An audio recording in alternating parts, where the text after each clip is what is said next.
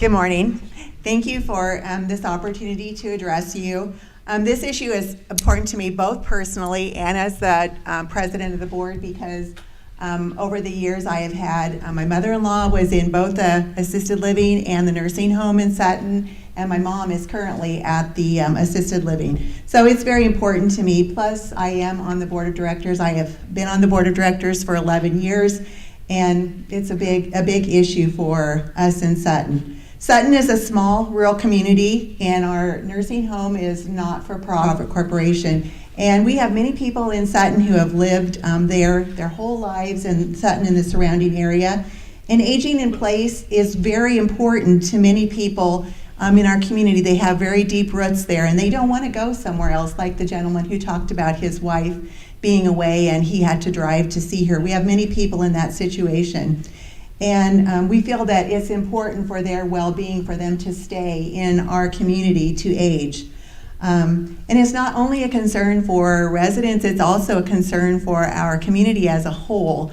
What will happen to the school, to the other businesses if we do not have our community home. So the philosophy of Sutton Community Home since its inception in 1964 has been to provide quality care for all residents.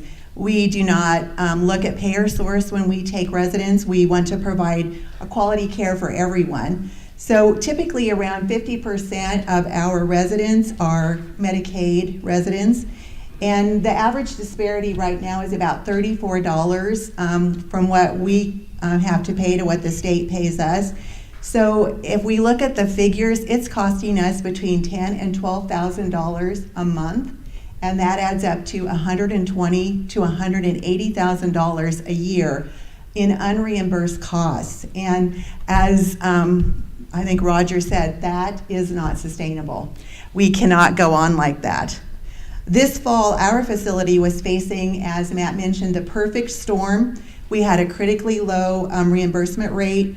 The census was low, and we have this nursing shortage issue that other people are facing. Without the financial support, which we did go to our community and we basically begged for donations, and they came through. And so we now have gotten through this really critical moment, and our census has improved, and we have been able to hire some staff, so that it's looking better for us. But we could have so easily been another victim of this perfect storm. So our battle is far from over at Sutton Community Home.